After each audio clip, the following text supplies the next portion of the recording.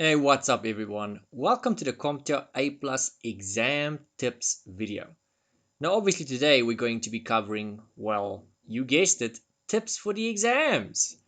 Now even though the topics in this video are aimed at the A Plus exam, most of them actually do also apply to the other CompTIA exams as well. So how about that? So even if your intention is to maybe go and write some of the other CompTIA exams besides the A plus exams, most of these tips will actually apply to you as well. Okay, so as for the topics we're covering in this specific video regarding exam tips, we'll first be discussing the actual exam process. This is especially useful for most people writing the A plus exams, since the A plus exams is often the very first exam people write in their IT career. So with that in mind, if you're writing your very first exam, you obviously might not know yet what to expect, what the procedures are, and just how it all works. And then we'll also be covering what important rules you should remember when writing your A plus or quite frankly any CompTIA exam. And then folks, I'll obviously be giving you a few tips for the exam when you write the actual exams. Please note though, I'm strictly going to keep it legal and I do not give out any questions that are in the actual exams. Giving out or using the actual questions from the exam to study is not allowed by CompTIA or any vendor for that matter. And the vendor, who in this case is CompTIA, can actually ban you from writing any of their exams in the future, and they could possibly even strip you from your existing qualifications if you've got any CompTIA qualifications in this case. So that would obviously really suck. So yeah, guys, don't use the actual questions from the exam to prepare. That's a no-no. There are, however, some pretty really neat practice questions you folks can go and make use of online, which are completely legit, completely allowed by CompTIA. We'll discuss that later in this video, so I think let's add that as a fourth topic on our discussion list here. So there we go. Alright, so let's discuss our first main topic on this list, which is the actual exam process. Now, with regards to the whole exam process, I'm going to divide this into 5 phases, which we'll go into individually in a moment. The first phase is to arrive at the testing center. I mean, obviously. Sounds silly, I know, but you'll see in a moment that it's actually pretty important, this first phase, believe it or not. The second phase is the start of your exam. The third phase is answer questions. Yeah, I'm not joking, folks. This is serious stuff. Hang tight. You'll see in just a moment. Anyway, and then the fourth phase is end of exam, which is when you reach the end of the exam and you're about to click on that end button in the exam. The last phase being phase 5, I think we'll call this post-exam, since everything at this point is stuff that happens after you've already ended your exam. Alright, there you have it, the 5 phases you will go through when you're going to write a CompTIA exam. Now that we know what the 5 phases are, let's take a deeper look at each of these, starting with the first phase, which is arriving at the testing center. First of all, obviously you can't write the exam if you don't show up. Obvious, right? Okay, but seriously now, once you arrive at the testing center, you will normally have to do something called enroll. Basically, you're going to be signing some documents in most cases. This is stuff like a register proving that you've arrived and obviously at what time you've arrived. They normally make you sign this again as you leave the testing center just to show that what time you finished and that you did in fact obviously leave the testing center and that kind of jazz. Other documents they might make you sign is stuff like a non-disclosure agreement, NDA, and also acknowledgement form that they did in fact explain the rules and procedure to you, normal stuff. Once you're done with all the documentation, they will normally take a photo of you which will show on your CompTIA profile as well as on your score report. So normally when you get your score report at the end of the exam, whether it's a pass or a fail, your photo would show on that score report. So that's how they get that photo. So it's basically to make sure that it really is you and not someone pretending to be you that's going to try and write on your behalf. So at this point I'm going to mention it and I'm going to mention it again later in the video. It is important to bring some form of identification. It normally needs to be photo identification so they can see that it really is you writing that exam. So something like a driver's license, an ID, a passport, something that's got a photo of you on so they can really check that it really is in fact you writing that exam. So bring that with you. All right, and then when you've done of all of that, you're going to have to put all your possessions into a locker, which luckily gets locked. Usually all the testing centers have lockers of some kind at least. It's normally a metal kind, but it could possibly be some other kind of locker as well. The good news is this is normally a requirement for these testing centers. They have to have some sort of locker for you to put your possessions in so that you can go and, well, lock them away safely. We obviously don't want you taking stuff into the exam that you can go and use to cheat. And we also don't want your stuff going missing, getting stolen from you. So you get to lock them up. I think the key is the only thing you get to take into the exam. Now, something I want to point out here, it's maybe not a deal breaker, but I do recommend it, is turning your phone off before putting it into the locker. I mean, can you imagine how awkward or embarrassing it's going to be if you're writing the exam and your phone keeps ringing and ringing or keeps vibrating in that locker? Yeah, that's going to be very awkward. Also, what if that locker is near the exam room? Sometimes these lockers are not too far away from the exam room. And if your phone's continuously going to be ringing in that locker, that's going to be obviously very distracting for some of the other test takers. And for all you know, they might even disqualify you. So I would recommend turning your phone off before you're putting it into the locker. Alright, and that, guys, is the first phase of the exam process. Now you will move on to the second phase, which is where you actually start the exam. When you start the exam, the people at the testing center will normally provide you with either some blank note paper of some kind. It could possibly be like A4 paper of some kind. Or they will sometimes give you like a small little whiteboard, which is also more or less the size of A4. In most cases, most people never actually use the notepaper or the whiteboard in any of their exams, but it's still nice of them to give it to you just in case. So for the A plus exams, you're not going to need them since there is no complicated math or anything of that kind involved in the exam. So, I mean, feel free to make notes, but just bear in mind they're obviously going to confiscate your notes from you after the end of the exam because for all we know, you're trying to, record questions and then give it to someone else.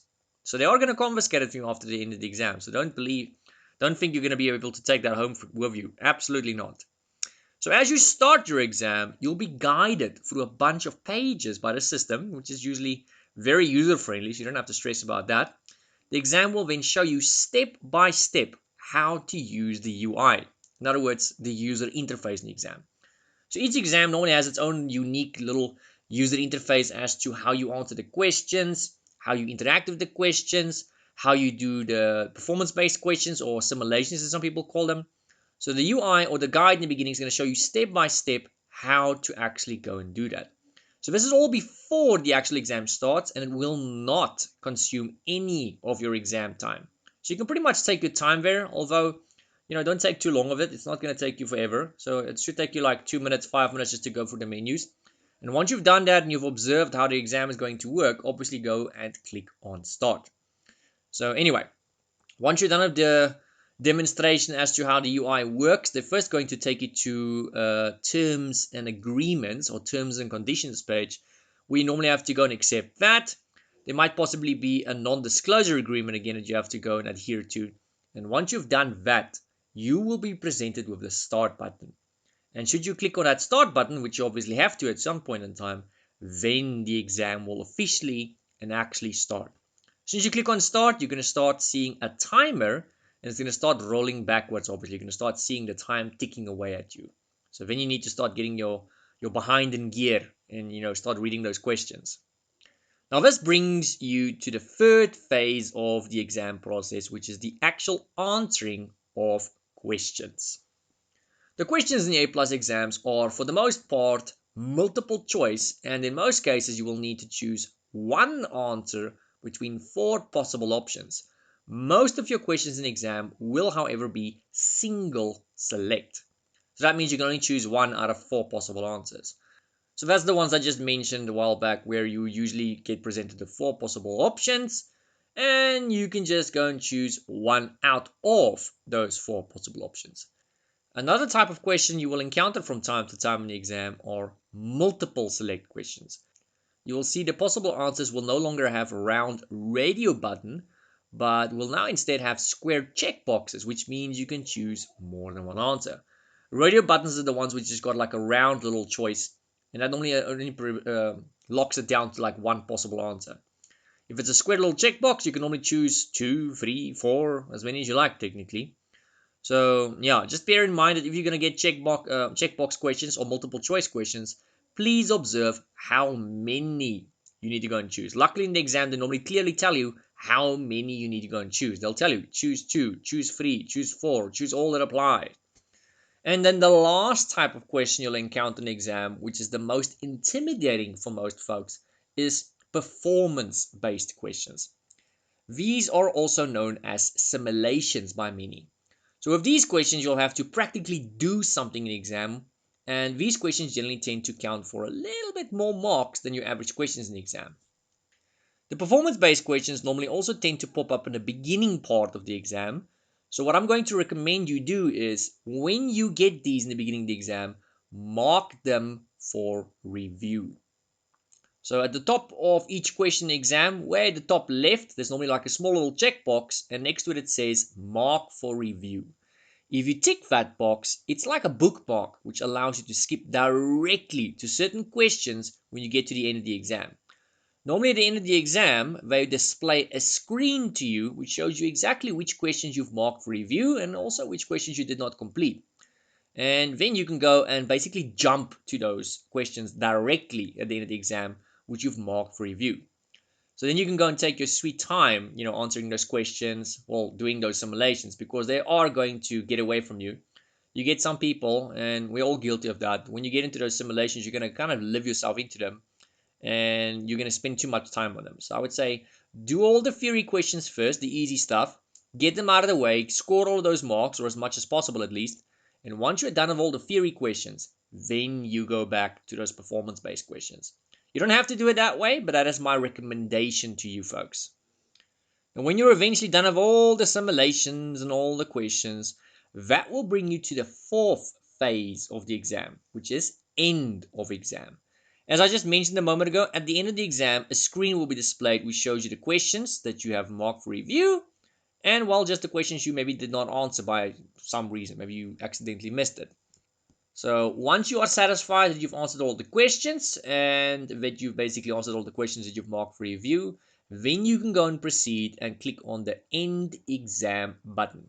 It's normally going to ask you then, are you sure you want to end this exam? Then obviously just go click on yes if you are sure that you've answered all the questions. Once you click on yes to confirm the end of your exam, you will be taken to a survey. Please note, though, that the survey has absolutely no influence over your exam in any way, so you really don't have to stress about it at all. Some folks tend to stress about the survey because they think it's going to have some sort of influence on their exam score. And the fact of the matter is, it's got absolutely zero influence over your exam score. So you can really go and complete it with your mind at ease.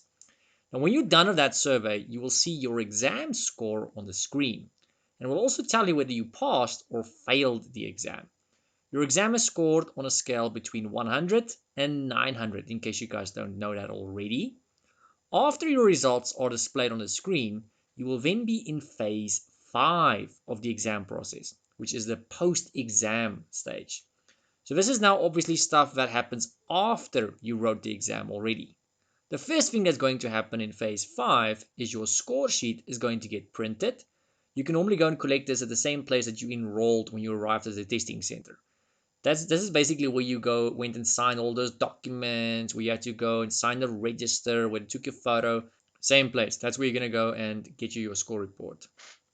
When you get that score sheet, though, you're basically done at the testing center. And then all you need to do is just remember to take your stuff in the locker, because some people actually forget to do that sometimes. Once you get home or back to the office, wherever your destination is, all you need to go and do is go to CompTIA's website and make yourself a profile.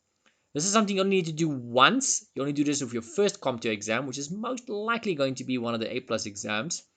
So you just do it once, you make yourself a profile on the CompTIA website, and in the future, whenever you go write another CompTIA exam, you're obviously just going to go and log on with that exact same account. The profile you go and create on the website is so that you can go and download a PDF version of your certificate, and also so that you can go and order a physical one in the mail. Now, normally when they send you a physical one, they also tend to send you a card. It's the size of a bank card, which is pretty nice to show off between your friends and colleagues and all that. So I think that's pretty cool, actually, if you think about it. It is important to note that you need to write both the A plus exams, both the 1001 and the 1002 A plus exams. You need to pass both of these exams before you will actually earn the certificate. If you fail any one of the two, you will not get the certificate, and you're going to have to go and rewrite that exam you failed until you pass it eventually. So you can actually go and write one exam now, doesn't matter which one you go and write, and you can go and write the next one in a year, 2 years, or 3 years from now. Eventually, whenever you pass that exam, you will still get that certificate. The only thing you need to be mindful of if you're going to go and take that long is there is a certain point in time when there's a cut-off time for these exams, like when the exams retire or get expired. So normally CompTIA will go and announce this on their website. You can go and check. They'll tell you, okay, this is going to be on the 5th of blah, blah, blah. It's going to be on the 6th of blah, blah, blah. So just be mindful of that. So if you intend on taking very long of some of these exams, just go and check exactly when the exams get retired. Normally they last about 3.5 years before CompTIA goes and releases a newer version of that course. So you've got maximum about 3.5 years before there's a newer version out and before they might retire the old ones. So that's assuming you wrote in the beginning when the exam was just released. So once more, just be mindful of that. Alright folks, and that is the exam process. So let's move on to our next main topic, which is some rules to remember. Now, what are these rules you need to remember? Well, the first rule is arrive early for your exam. Think of it as a job interview. Obviously, you're not going to go and arrive exactly at the exact moment the interview is supposed to start. That's just unprofessional. And what if something goes wrong? What if you get stuck in traffic? So generally you want to arrive early for the exam because there's quite a few things you need to do. There's documentation that needs to be signed, non-disclosure agreement, rules and procedures. You're going to have to go and book your stuff into a locker. There's quite a bunch of stuff that needs to happen. So you want to arrive early for your exam. I would say at least between 15 and 30 minutes early. The second thing that you need to remember, rules-wise, is no-shows will not be refunded.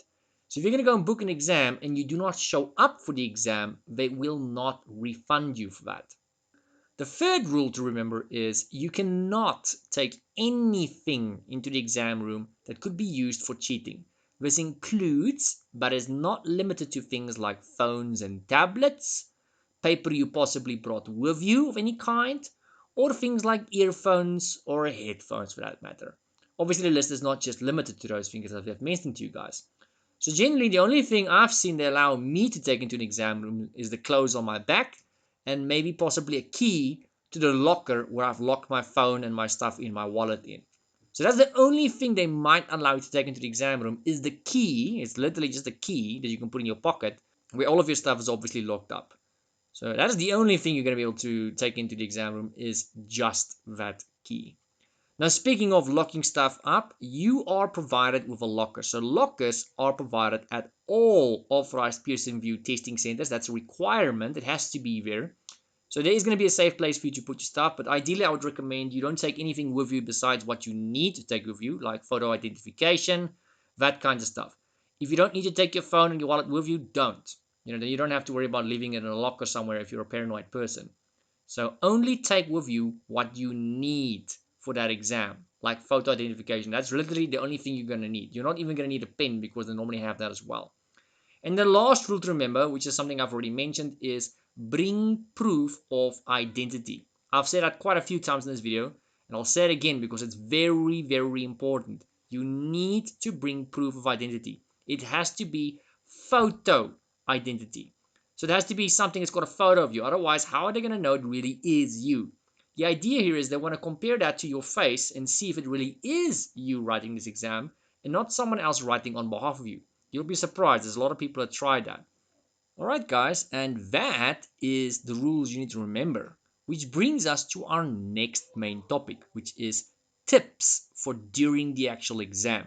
So now I'm going to give you guys a few random tips that you can go and make use of for when you're actually writing the exam, and hopefully they'll benefit you in some sort of way. Alright, so let's dive in.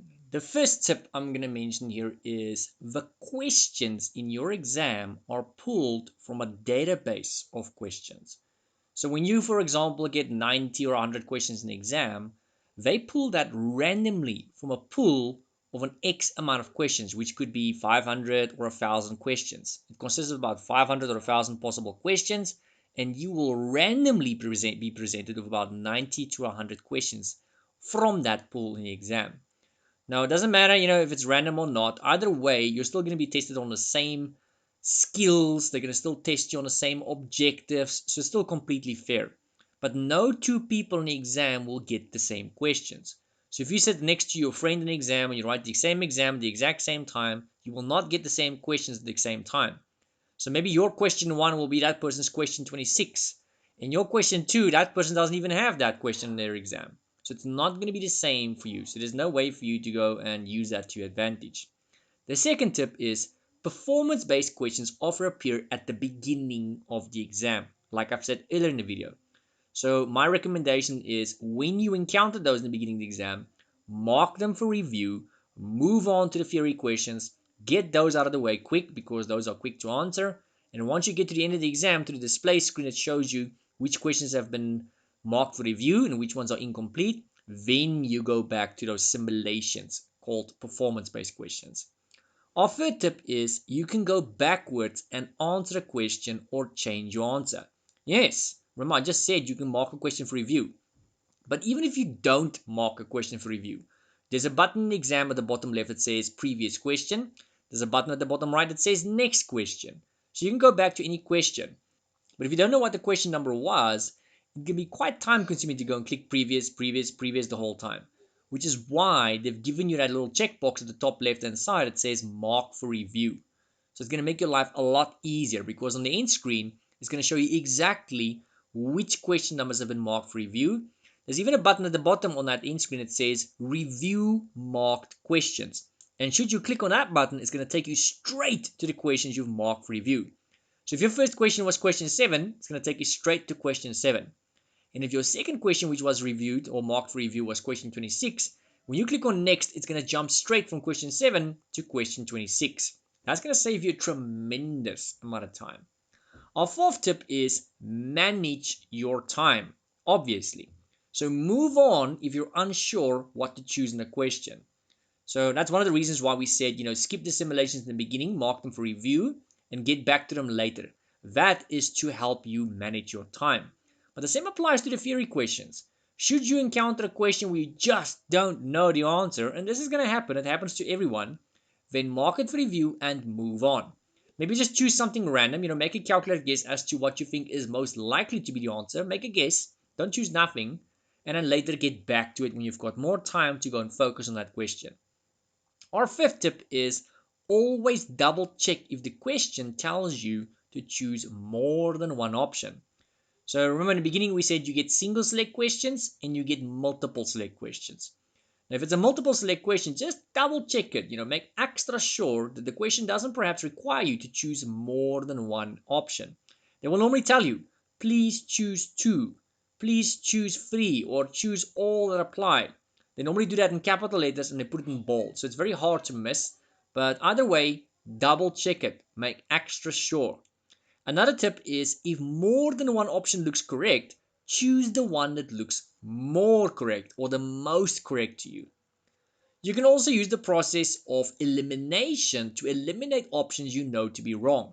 So if you're not 100% sure what the answer is, maybe you're struggling with 2 possible answers, between 4, eliminate the ones that you know to be wrong. So then you've got a 50-50 shot at least, between versus a 25-25, shot.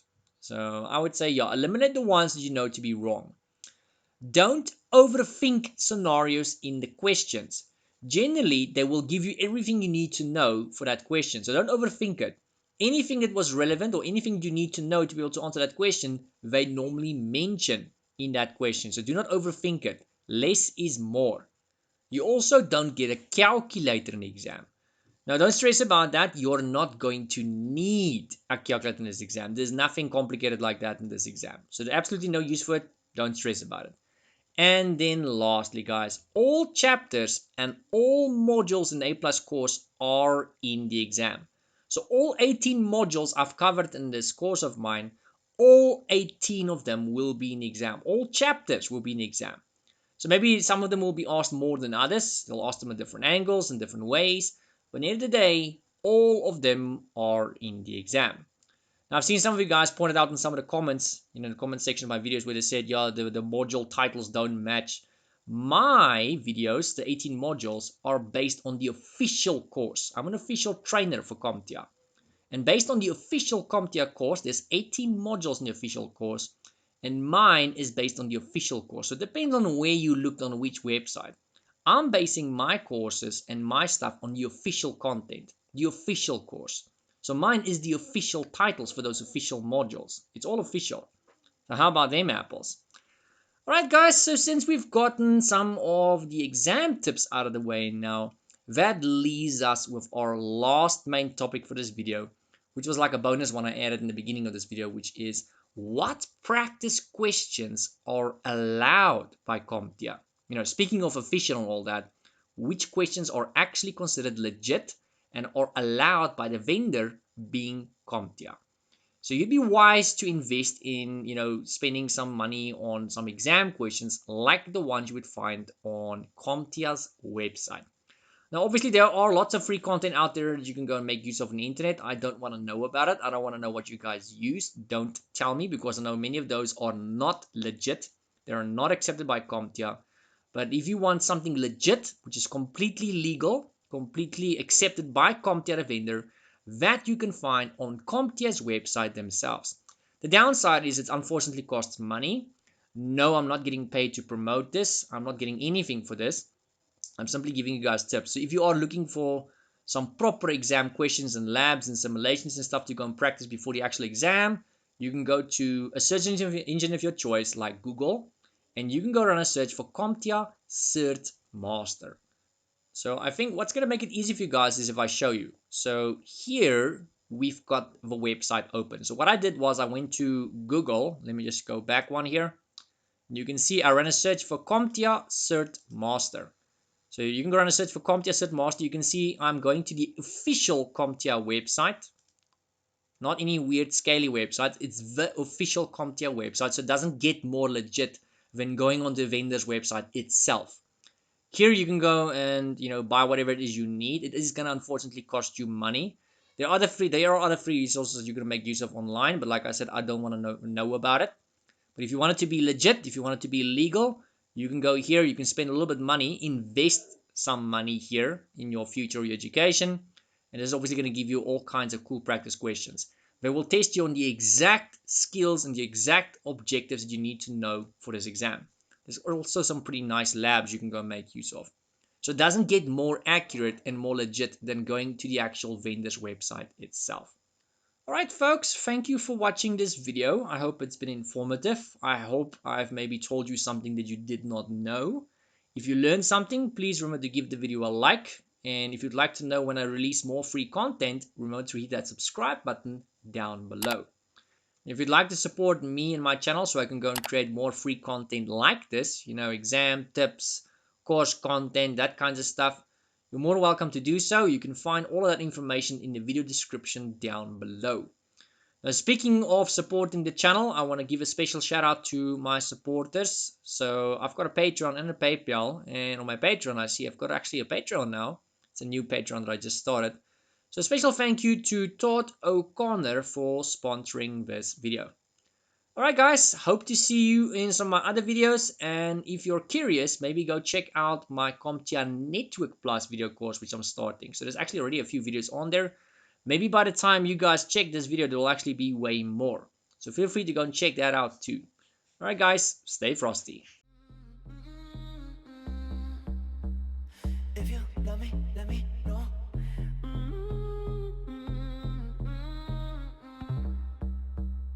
If you don't, then let me.